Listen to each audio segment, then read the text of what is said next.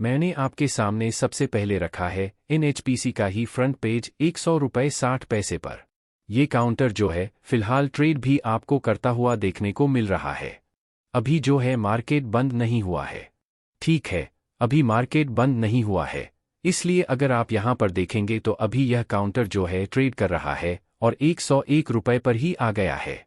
फिलहाल इसका जो प्राइस है वो आप यहां पर देख पा रहे हैं, तो यह इसके हालचाल है फिलहाल। लेकिन अगर हम उतार चढ़ाव की बात करें तो यहां पर अभी आपको शेयर जो है 1% के ऊपर थोड़ा सा डाउन दिखाई दे रहा है। 1% पर से भी ज्यादा थोड़ा सा अगर हम देखेंगे, यहां पर गिरावट आपको यहां पर देखने को मिल रही है।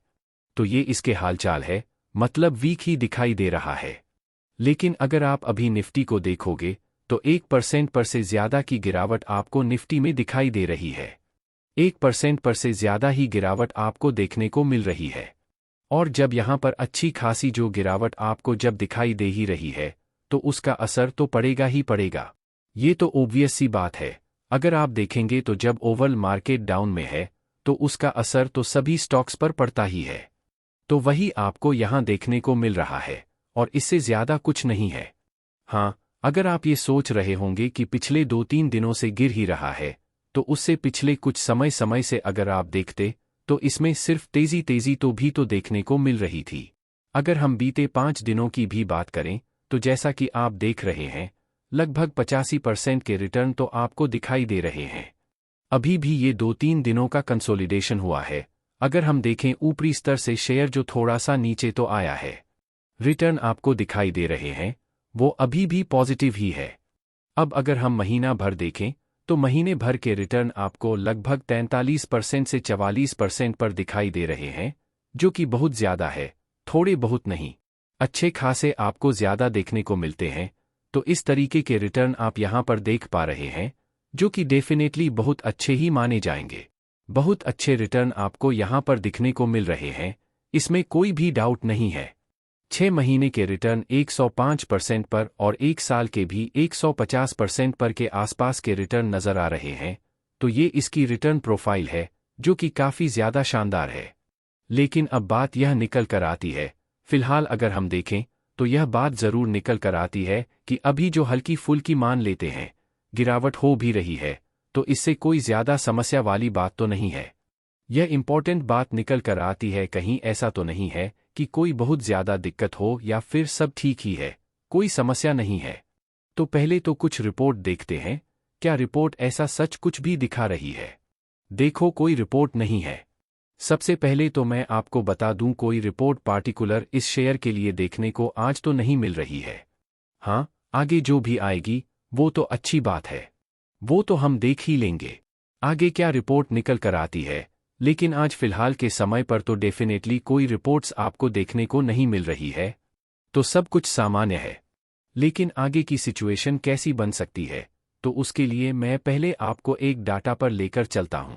तो आप यहां पर देखो, सबसे पहले एनएचपीसी का ही हालचाल मैंने आपके सामने रखा है। यहां अगर हम देखें तो आपको 51 लाख के आसपास शेयर्स ही दिखाई दे रहे हैं, जो कि खरीदारी के साइड लगे हुए हैं, और यहां लगभग 1,91,00,000। तो ये डाटा तो आप वैसे भी पिछले कुछ दिनों से देख रहे हैं, ये इसी तरीके का ही डाटा आपको दिखाई दे रहा है। थोड़ा सा अनोखा तरीका है जो देखने को मिलता है, थोड़ा सा बकवाली के साइड, थोड़ा सा जो है ज्यादा आपको शेयर्स दिखाई देते हैं, लेकिन उससे कोई फर्क पड़ता नहीं। मैंने पहले भी कई बार यह बात कही है कि इन चीजों से कोई फर्क नहीं पड़ता, लेकिन दिखाना मेरा काम है। इस तरीके के जो भी डेटा निकलता है उसे आपको दिखा देता हूं। लेकिन वॉल्यूम की अगर हम बात करें तो लगभग 10 करोड़ के आसपास का वॉल्यूम होने वाला है, और धीरे धीरे कम हो रहा है। वॉल्यूम ट्रेंड की अगर हम बात करें तो धीरे धीरे करके घट रहा है, गिरावट में धीरे धीरे कम होता है, और कोई दिक्कत वाली बात नहीं है। अगर वॉल्यूम कम हो रहा है और गिरावट में कम हो रहा है तो कोई दिक्कत नहीं है। यदि वॉल्यूम तेजी में कम हो रहा होता तो ऐसा लगता कि खरीदने वाले कम हैं, लेकिन सिर्फ ऑपरेटर की वजह से घुमाया जा रहा है। फाइनेंशियल ईयर 2024-2025 के अंत तक ही निर्वात 24/7 इलेक्ट्रिसिटी सप्लाई वो करना चाहते हैं, समग्र भारत में, संपूर्ण भारत में, रिमोट एरिया, रूरल एरिया तो वो करना चाहते हैं। अब जब इस लक्ष्य को सामने रखा है तो यह लक्ष्य क्या अचीव किया जा सकता है अथवा नहीं किया जा सकता, या पहले की सरकारों की तरह बस सरकार ने कुछ कहा है तो वो परियोजना चलेगी, 1 साल के लक्ष्य 10 साल में पूरे होंगे, ऐसा कुछ लगता है। तो अगर हम देखें कि अभी हम कहाँ पर है इलेक्ट्रिसिटी के मामले में, तो एट प्रेजेंट अगर इंडिया का आप एवरेज पावर सप्लाई देखोगे तो 235 घंटे का है, अर्बन एरियाज में, शहरी एरिया में और रूरल एरियाज में 22 घंटे के आसपास का है। मतलब शहरी एरिया में जो 23 घंटे 50 मिनट है मेरे ख्याल से, तो वो वहाँ पर 10 मिनट की बिजली आपूर्ति को और प्रोडक्शन पर लेकर आना है, और 2 घंटे का जो रिक्वायरमेंट है उसको और फुलफिल करना है। अभी नंबर सुनने में बहुत छोटा लगता है, लेकिन इस माह देखिए ये एक अलार्म बजा। इस तरह के मेरे जो एलिट टूल एलिट स्क्रीनर होते हैं, कई बार वो कुछ अलार्म देते हैं। हम एनएचपीसी के संदर्भ में ही बात करते हैं, और चूंकि मैं लाइव मार्केट जब अभी चल रहा है तब वीडियो रिकॉर्ड कर रहा हूं, तो बीच में इस तरह का अगर डिस्टरबेंस आ गया तो उसके लिए मुझे थोड़ा सा क्षमा करें। तो एनएचपीसी के संदर्भ में अब अगर टेक्निकल की बात करें तो वो तो कल डिस्कस किया है, फंडामेंटल की बात कर उसके बाद फिर मैं यूनिक पॉइंट आपके सामने रखूंगा जो मुझे कॉस्ट मैकेनिज्म को लेकर अच्छे लगते हैं।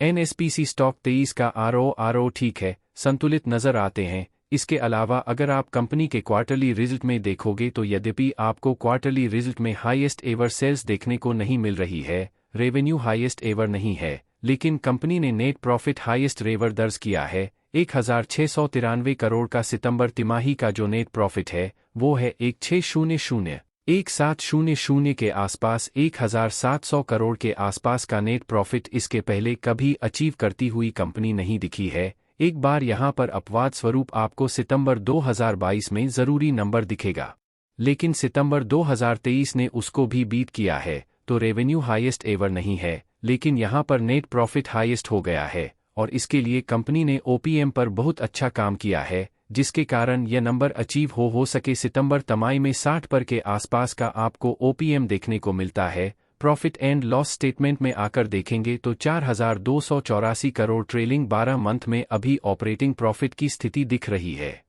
और कंपनी एनएचपीसी के मैनेजमेंट ने जहां मैंने कुछ पॉइंट्स बनाए हुए हैं, वह वित्तीय वर्ष 2027 तक अपनी समग्र क्षमता को दोगुना करने की योजना बना रहा है।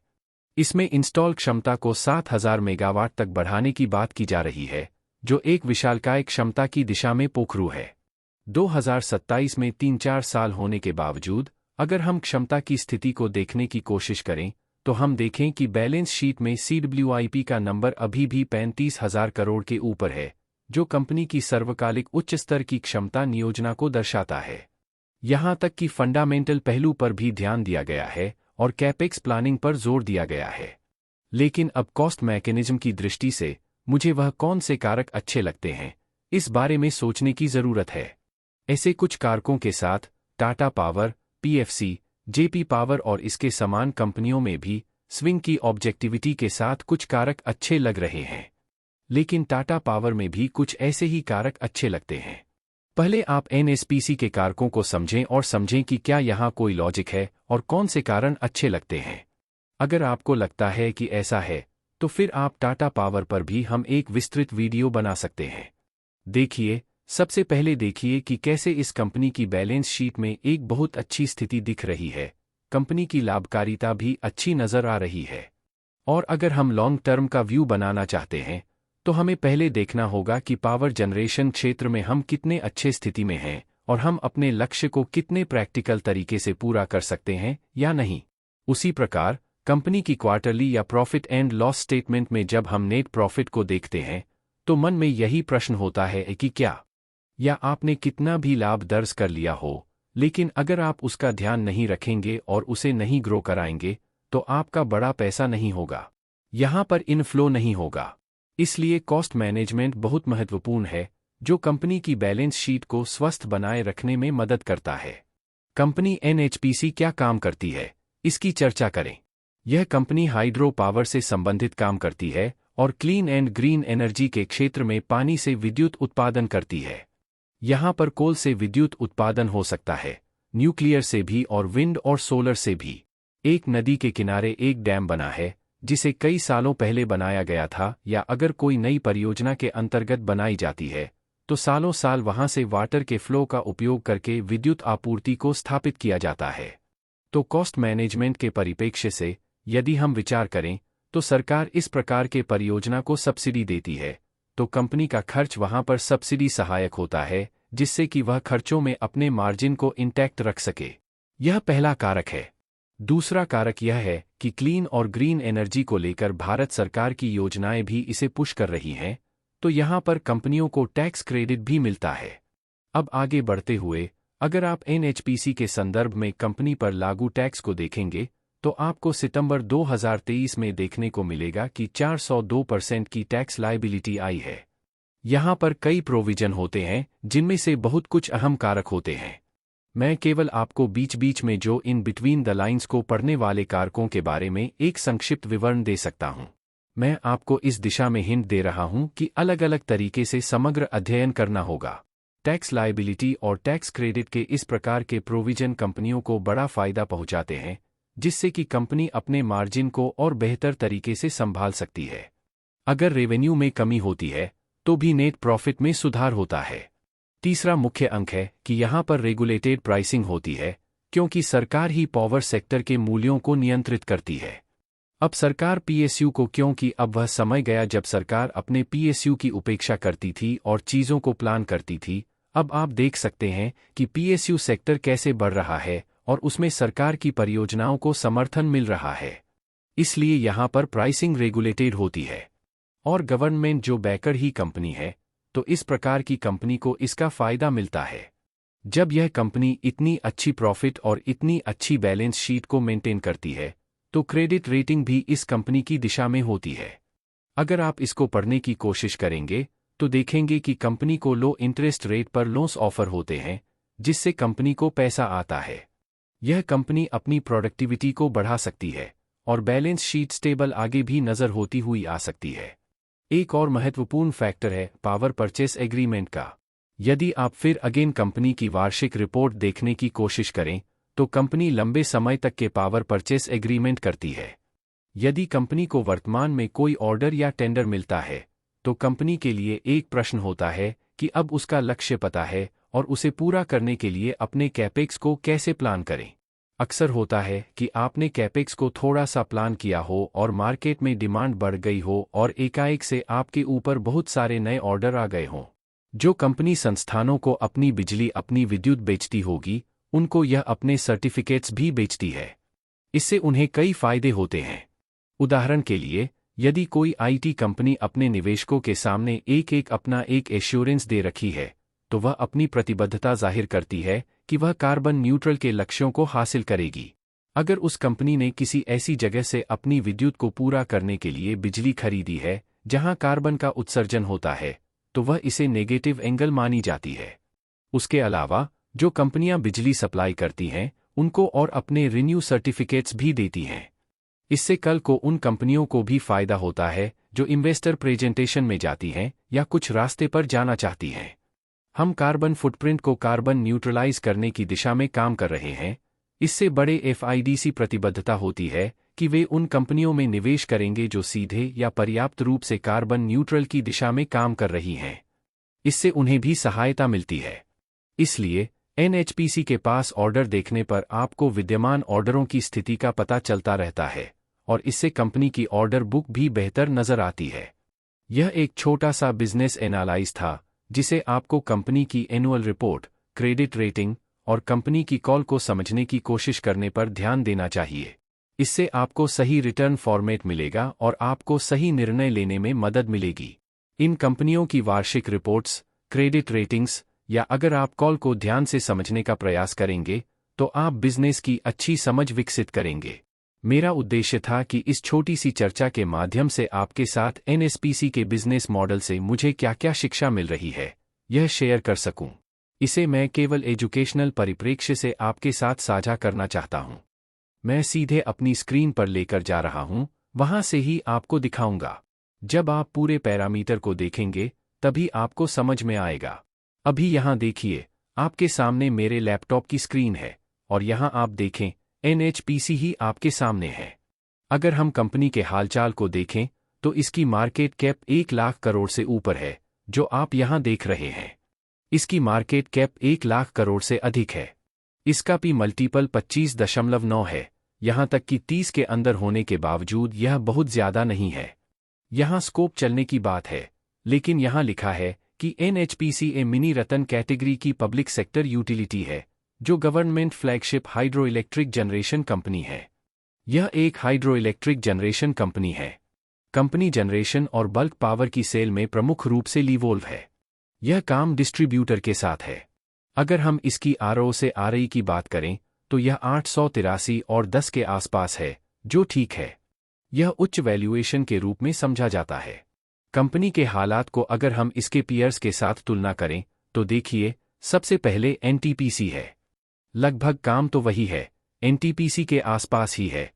अदानी ग्रीन शैली बहुत अधिक है, जिसे हम लेने का सोचते तक नहीं है। पावर गेट देखिए, पावर गेट लगभग 16 के आसपास है। अदानी पावर डेफिनेटली बहुत सस्ता है, यह तो बिल्कुल शॉकिंग है। टाटा पावर को देखें, यह 36 है, जो कि ठीक है, लेकिन अदानी एनर्जी 100 की तो स्टॉक अभी हम कंसिडर नहीं कर रहे हैं। अब एनएचपीसी की बात करें, 25 है। अगर हम इसे देखें तो इससे ऊपर कौन कौन सी कंपनी है? एचपी से ऊपर एक तो टाटा पावर है, और अगर आप देखें अदानी को हम कंसिडर नहीं कर रहे हैं, तो इसमें सिर्फ टाटा पावर ही ऐसी कंपनी दिखाई दे रही है जो एनपीसी से ऊपर है। बाकी सभी सरकारी कंपनियां जैसे कि एनटीपीसी सस्ती हैं। पावर गेट भी इससे सस्ता लग रहा है। अगर आप अदानी को देखें तो अदानी पावर भी सस्ती है, लेकिन अभी तो अदानी की बात नहीं हो रही है। तो यहां अगर हम देखें तो इसमें सस्ती भी है। इस सेक्टर में कंपनियों में कोई डाउट नहीं है, लेकिन अगर हम इसके हालचाल देखें तो अभी दिसंबर क्वार्टर के नतीजे आए नहीं हैं, लेकिन जहां तक आए हैं वहां क्या है, सितंबर तक क्या हालचाल है। अगर आप इसके प्रॉफिट्स देखें तो पिछले क्वार्टर में लगभग 1693 करोड़ थे, जो बहुत अच्छा जंप था। क्वार्टर एंड क्वार्टर डेफिनेटली बहुत अच्छा जंप था। अगर आप इससे पहले देखें तो देखें, पावर की इस तरीके की है। कुछ सीजन पावर कंजप्शन बहुत अधिक होती है, कुछ सीजन में कम होती है। तो यह सीजन सीजनेबल मतलब तरीके से चीजें बदलती रहती हैं। लेकिन फिर भी अगर हम देखें तो लास्ट क्वार्टर जो था वह लगभग हाईएस्ट था, इसलिए यहां एक अच्छे नंबर्स आ रहे हैं। कंपनी के हालचाल बढ़िया है, इसमें कोई डाउट नहीं है। अगर आप साल दर साल भी देखेंगे तो हालचाल बेटर हो रहे हैं। लेकिन अगर हम इसका शेडिंग पैटर्न देखें तो एक बार शेडिंग पैटर्न से पहले देखते हैं कि कंपनी में कर्जा कितना है। कंपनी का कर्ज ठीक ठाक है। अब काम धंधा इनका इस तरीके का है तो इन्हें तो लोन लेना पड़ेगा, लेकिन ठीक है, लगभग 3000 करोड़ के आसपास का एक अच्छा खासा डेट है। कंपनी पर कोई डाउट नहीं, लेकिन फिर भी ऐसा कोई ज्यादा दिक्कत वाला मुद्दा नहीं है, क्योंकि इस तरीके के बिजनेस में यह होता है। लेकिन चलिए हम शेडिंग पैटर्न पर शेयर होल्डिंग पैटर्न देखें। अगर हम देखें तो प्रमोटर भारत सरकार के पास लगभग 71% की होल्डिंग है। वहीं अगर हम इस रिसेंट यह है शेडिंग पैटर्न देखें तो एफआईआई देखें 7.59 से घटकर इस क्वार्टर मामूली डिक्रिमिनेशन नहीं है, बहुत ज्यादा फर्क नहीं है। डेज अगर हम देखें 12.934600 से घटकर लगभग 7/5 के आसपास हुई है।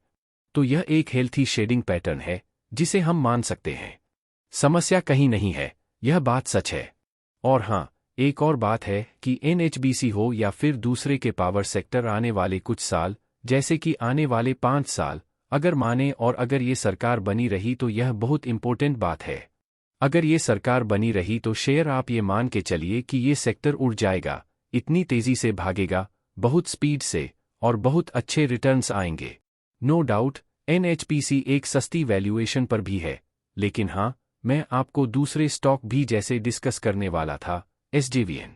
अगर हम देखें एसजेवीएन के हालचाल अगर हम देखें तो देखो, एसजेवीएन में अगर आप आरओ देखोगे तो लगभग एनएचपीसी जैसा ही है, लेकिन स्टॉक का पी रेशो देखोगे तो 54 के आसपास का दिखाई दे रहा है। लगभग कंपनी का काम वही है, थोड़ा बहुत डिफरेंस तो होता ही है, नो डाउट, लेकिन कंपनी में ना उत मतलब वैल्यूएशन बहुत महंगी है। कंपैरेटिव वैल्यूएशन डेफिनेटली बहुत महंगी है। और अगर हम यहाँ शेडिंग पैटर्न के हालचाल देखें तो यहाँ पर डीआई की थोड़ी सी इदारी बढ़ी है और एफआईज की भी इदारी बढ़ी है। तो हालचाल तो यहाँ भी अच्छे ही दिखाई दे रहे हैं, ठीक है। तो एवीएन भी ठीक है, लेकिन फिर भी इससे बेटर मुझे लशन के लिहाज से NHPC ही लग रहा है। लेकिन अगर हम रेडा की बात करें, जो रिसेंटली लिस्टेड NBFC है, ये डायरेक्टली अगर हम देखें तो ये कंपनी जो है डायरेक्टली पावर से अरिलेटेड, ये सिर्फ अरिलेटेड है। आप ये मान के चलिए रेटेड है, ये जनरेशन नहीं करता, ना डिस्ट्रीब्यूशन करता है, ये सिर्फ पैसा देता है। एक NBFC है, लेकिन अगर हम NBFC के हालचाल भी देखें तो क्या हालचाल है, इसका पी रेशो 60 के आसपास है, जो कि ठीक है। हाई साइड पे नो डाउट, और रिटर्न भी इसमें अच्छे खासे आए हैं। तो देखो, रेडा अपनी जगह सही है, कोई ऐसा समस्या वाली बात नहीं है। लेकिन फिर भी मुझे रेडा अब इसलिए थोड़ा सा डर लगता है, क्योंकि बहुत ज़्यादा ही रिटर्न आ चुके हैं। में सबसे बढ़िया ही कंपनी लगती है, आज के समय पर सबसे बढ़िया, तो वो NTPC लगती है, सिर्फ 16.5 टाइम्स का पी मल्टीपल, हालांकि ये 10 पर नहीं भाग रहा, वो अलग बात है। लेकिन फिर भी अगर हम देखें वैल्यूएशन के लिहाज से, NHPC से भी सस्ता है, पावर गेट के आसपास है, और भी दूसरी कंपनी उनसे सस्ता ही देखने को मिल रहा है। और यहाँ भी चीज़ें जो हैं, तेज़ी से अच्छे की तरफ ही जा रही हैं। अगर यहाँ तो चलो दिसंबर के हालचाल भी आ चुके हैं, मतलब शेडिंग अगर हम देखें तो FII ने इदारी अपनी थोड़ी सी इंक्रीज ही करी है, DI ने हल्की फुल्की घटाई है, पब्लिक की हल्की फुल्की घटी है, तो ये चीज़ें हैं, ठीक है, कहीं कोई समस्या वाली बात नहीं है। यहाँ पर प्रमोटर होल्डिंग भी कंट्रोल में है, लेकिन दूसरे पावर यूटिलिटीज़ को बल्क में बेच देती है। इसके अलावा अदर बिजनेस की बात करें तो company project management, construction contract और कंसल्टेंसी जैसी सेवाएं भी प्रदान करती है। अगर इनकी टोटल इंस्टॉल्ड कैपेसिटी की ओर नज़र डालें तो पावर कैपेसिटी की बात करें तो कंपनी के पास टोटल इंस्टॉल कैपेसिटी 771 मेगावाट है। इसमें से 5500 मेगावाट खुद का इंस्टॉल कैपेसिटी है और 1520 मेगावाट NHDC का है, जो कि इस कंपनी की सब्सिडरी है। इसके अलावा 7071 मेगावाट टोटल इंस्टॉल कैपेसिटी का बाइफर करते हुए कंपनी के पास 6971 megawatt hydro power capacity, 50 megawatt solar capacity और 50 मेगावाट विंड कैपेसिटी है। कंपनी की प्रेजेंस 13 स्टेट में है और टोटल 24 स्टेशन हैं। ये इंस्टॉल कैपेसिटी इंडिया की total hydro power install capacity में से 15 पर कंट्रीब्यूशन करती है। फ्यूचर के एक्सपेंशन प्लान की बात करें, पर उससे पहले एक चीज़ जान लें जो आपके लिए समझना ज़रूरी है। ये शेयर वास्तव में बहुत समय से कुछ खास रिटर्न नहीं दिया था, लेकिन 2024 में एंट्री होते ही एक बेहतरीन रिटर्न दिया है।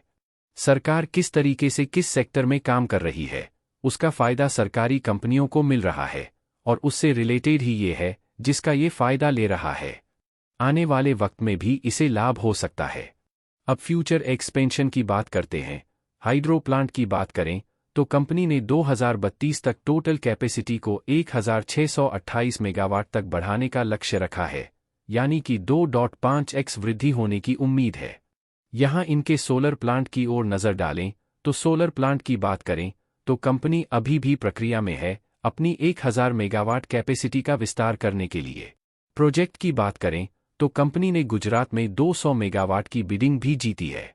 मैनेजमेंट ने एक और अहम बात की है कि हम सोलर और विंड प्रोजेक्ट के लिए केवल उन पर प्रोजेक्ट लेंगे जिनमें कम से कम 12 पर का RE जनरेट हो सके। यह मैनेजमेंट का बयान सुनने में बहुत अनोखा लगता है और इसलिए मैंने कहा था कि मैनेजमेंट की लाइन सबसे अनोखी है। अब आगे चलकर ऑन गोइंग और आगामी प्रोजेक्ट्स की बात करते हैं। हाल ही में कंपनी ने वाइब्रेंट गुजरात ग्लोबल समिट 2024 में गुजरात सरकार के साथ एक MOU पर हस्ताक्षर किया है। इसमें कोपा पंप स्टोरेज प्रोजेक्ट के लिए 750 मेगावाट कैपेसिटी के लिए 4000 करोड़ रुपए का निवेश किया जाएगा। कंपनी ने 2023 में विद्युत उत्पादन कंपनी लिमिटेड के साथ 480 मेगावाट हाइड्रो इलेक्ट्रिक प्रोजेक्ट के लिए MOU पर हस्ताक्षर किया है। इसके अतिरिक्त NHPC द्वारा बनाई गई इंस्पेक्शन रिपोर्ट भी स्वीकार की गई है, जो 450 मेगावाट का प्रोजेक्ट है। इंस्पेक्शन रिपोर्ट का मतलब है कि जब कभी एक हाइब्रिड डील होती है तो उससे पहले एक ऐसी रिपोर्ट तैयार की जाती है जो इंश्योर करती है कि सभी सहमति पर बातचीत होती है। इतनी मेहनत के बाद अब जब हम फंडामेंटल्स की बात करेंगे तो क्या यह स्पष्ट है कि क्वार्टरली परफॉर्मेंस के हिसाब से सेल ग्रोथ की बात करना सही होगा। सितंबर 2023 के डेटा के अनुसार क्यू ऑन के कंपनी ने 6% की ग्रोथ दिखाई है, जबकि वाई ऑन वाई बेसिस पर 13% की कमी हुई है। मैनेजमेंट ने लो पावर जनरेशन रीजन को वजह बताई है, जबकि Y on Y sale decline की वार्षिक गणना में कंपनी ने 16% की उछाल दिखाई है। सेल में ऑपरेटिंग प्रॉफिट में 55% की बढ़ोतरी आई है, जबकि नेट प्रॉफिट में 12% की ग्रोथ हुई है। कैश फ्लो पर ध्यान देते हैं तो cash flow from operating activity positive है, जिससे कंपनी अपने ऑपरेशन से सक्सेसफुल रही है। यह अच्छी खबर है, जिसके बारे में मैंने कल की वीडियो में चर्चा की थी, पेनी स्टॉक के बारे में, जहां कंपनी ने जनरेटिंग में कुछ समस्याएं देखी गई थी। यद्यपि कुछ नेगेटिव प्रतिस्पर्धी या दृष्टिकोण हैं, तो कंपनी का डेटर्स डे बढ़ रहा है, जिससे कंपनी के ग्राहकों से पैसे वसूलने में थोड़ा समय लग रहा है, जो किसी भी तरह से अच्छी खबर नहीं है। कंपनी ने केवल 2% की सीजीआर में बिक्री की ग्रोथ दर्ज की है, जो किसी भी दृष्टि से संतोषजनक नहीं है। यह अच्छे और बुरे दोनों पक्षों की खुली बात है जब हम निवेश करते हैं। अब चलिए उन ड्राइवर्स की ओर बढ़े जो कंपनी के शेयरों में लगातार हिस्सा ले रहे हैं, जैसा कि मैंने वीडियो की शुरुआत में कहा था। इसी ड्राइवर की वजह से कंपनी के भविष्य की वृद्धि हो सकती है। जैसा कि आप सभी जानते हैं, सरकार ने नवीनीकरण के क्षेत्र में कितनी उत्साही है। हाइड्रो पावर का यह एक बड़ा स्रोत है। और एनएचपीसी कंपनी के बारे में बात करें, यह भारत का सबसे बड़ा हाइड्रो इलेक्ट्रिक पावर जनरेटर है, जहां अन्य कंपनियां सोलर ऊर्जा में प्रतिस्पर्धा कर रही हैं, जबकि एनएचपीसी अपने क्षेत्र में अधिक ध्यान केंद्रित कर रही है। 2024 के बजट के संदर्भ में सरकार ने कैपेक्स को 1176 करोड़ रुपए का आवंटन किया है, जो पिछले वर्ष 96 करोड़ रुपए था। अगर हम खतरों की ओर ध्यान देते हैं, तो कंपनी के खतरों को देखते हुए सरकार ने एस के थ्रू 18 जनवरी 2024 को 3.5% स्टेक बेचा था, जो आगे भी घट सकता है। इस विश्लेषण में हमने देखा कि एनएचपीसी क्या कर रहा है। अब मैं आपके साथ अपनी सारांश बांटता हूं। कंपनी के दिन फिरे सरकारी ध्यान से जब सरकार ने नवीनीकरण में ध्यान दिया, तो यह रिटर्न न देने वाले शेयरों का नया क्रम शुरू हो गया। मोदी जी यह कहते हैं कि अब पीएसयू में निवेश करें। राज्यसभा में भी उन्होंने इसी बात को जोर दिया। यह एक रोचक बयान है कि जब ठीक प्रोजेक्ट मिलते हैं, तो उन्हें सही तरीके से पूरा किया जाता है। शेयर बिकते समय हर कोई उत्साहित हो जाता है, फिर बाद में वह यह कहता है कि यह मेरे लिए लाभदायक नहीं था। लेकिन उन्हें यह ध्यान नहीं दिया जाता कि क्या शेयर वास्तव में महंगा है या सस्ता। यदि हम इंडस्ट्री पी को देखें, तो यह 26.1 है। या आपने कितना भी लाभ दर्ज कर लिया हो, लेकिन अगर आप उसका ध्यान नहीं रखेंगे और उसे नहीं ग्रो कराएंगे, तो आपका बड़ा पैसा नहीं होगा। यहां पर इनफ्लो नहीं होगा। इसलिए कॉस्ट मैनेजमेंट बहुत महत्वपूर्ण है, जो कंपनी की बैलेंस शीट को स्वस्थ बनाए रखने में मदद करता है। कंपनी एनएचपीसी क्या काम करती है, इसकी चर्चा करें। यह कंपनी हाइड्रो पावर से संबंधित काम करती है और क्लीन एंड ग्रीन एनर्जी के क्षेत्र में पानी से विद्युत उत्पादन करती है। यहां पर कोल से विद्युत उत्पादन हो सकता है, न्यूक्लियर से भी और विंड और सोलर से भी। एक नदी के किनारे एक डैम बना है, जिसे कई सालों पहले बनाया गया था, या अगर कोई नई परियोजना के अंतर्गत बनाई जाती है, तो सालों साल वहां से वाटर के फ्लो का उपयोग करके विद्युत आपूर्ति को स्थापित किया जाता है। तो कॉस्ट मैनेजमेंट के परिप्रेक्ष्य से यदि हम विचार करें, तो सरकार इस प्रकार के परियोजना को सब्सिडी देती है, तो कंपनी का खर्च वहां पर सब्सिडी सहायक होता है, जिससे कि वह खर्चों में अपने मार्जिन को इंटैक्ट रख सके। यह पहला कारक है।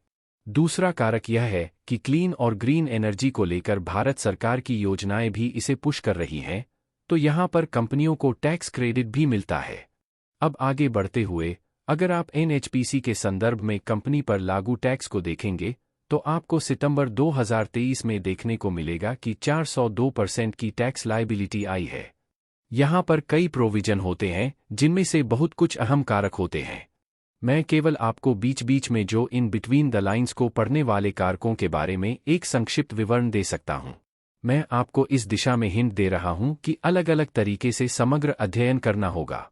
टैक्स लायबिलिटी और टैक्स क्रेडिट के इस प्रकार के प्रोविजन कंपनियों को बड़ा फायदा पहुंचाते हैं, जिससे कि कंपनी अपने मार्जिन को और बेहतर तरीके से संभाल सकती है। अगर रेवेन्यू में कमी होती है, तो भी नेट प्रॉफिट में सुधार होता है।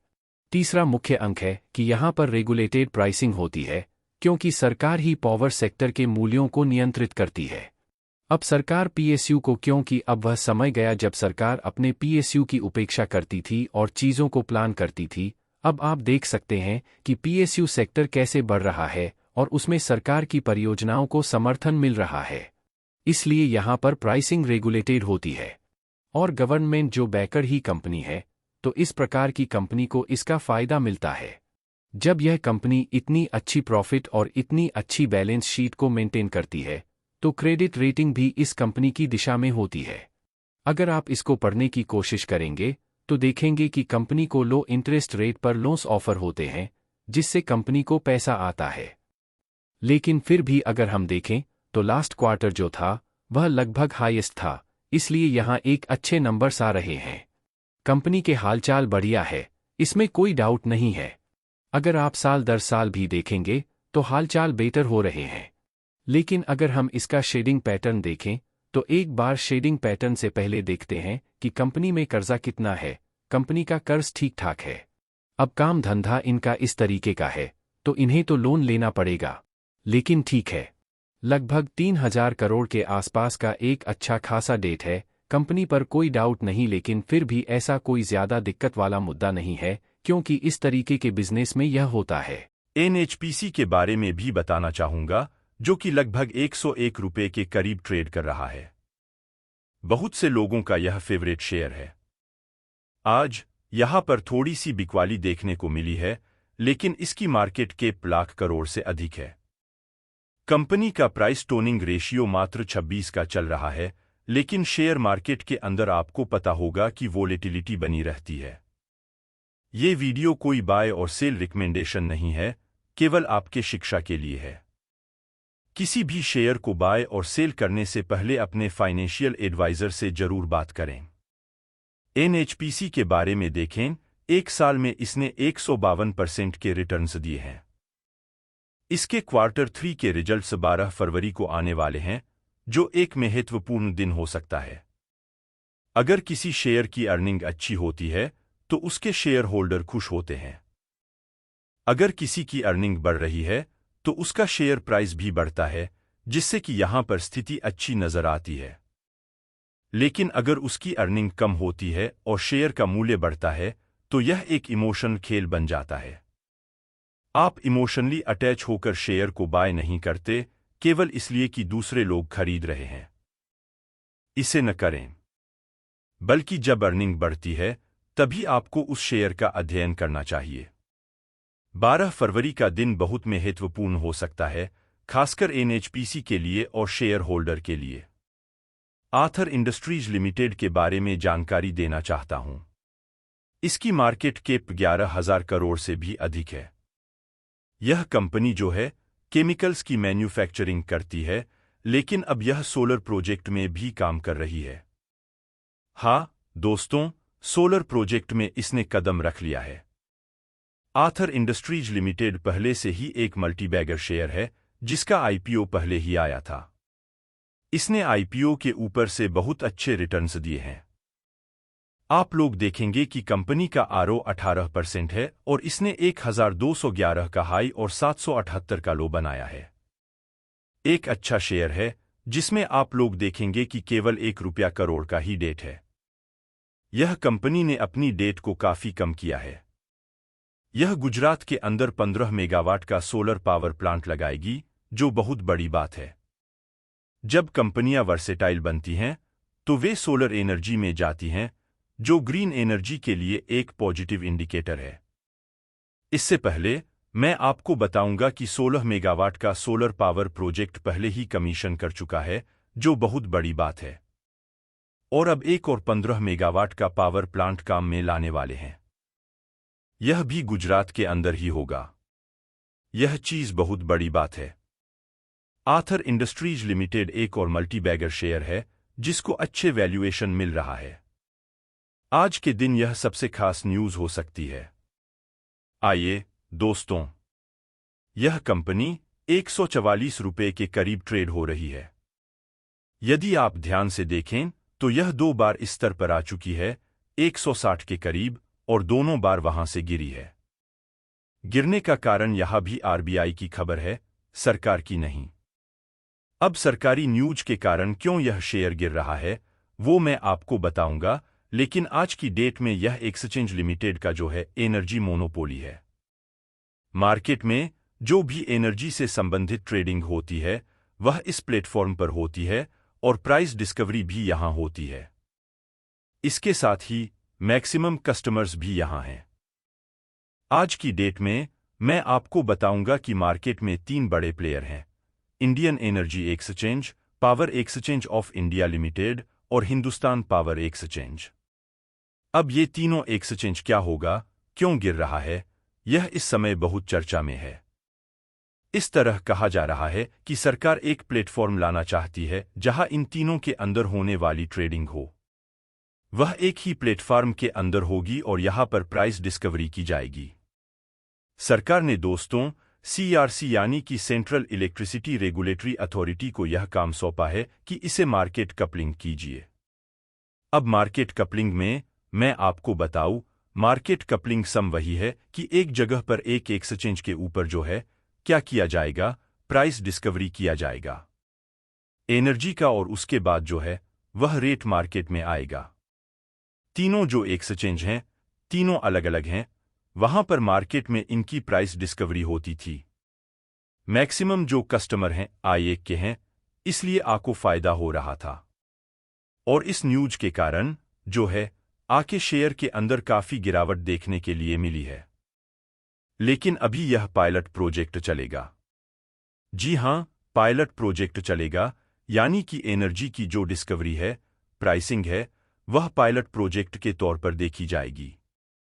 सरकार देखेगी कि क्या ऐसा काम हो पाएगा, क्योंकि इस न्यूज के आते ही बहुत सारे जो इसके स्टेक होल्डर्स थे उन्होंने काफी प्रतिरोध इसका किया था।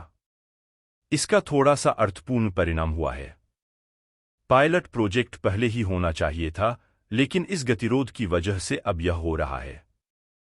लेकिन अगर यह प्रोजेक्ट सफल हो जाता है तो आके शेयर में बहुत अच्छी गिरावट आ सकती है। लेकिन अभी यह पायलट प्रोजेक्ट होने वाला है।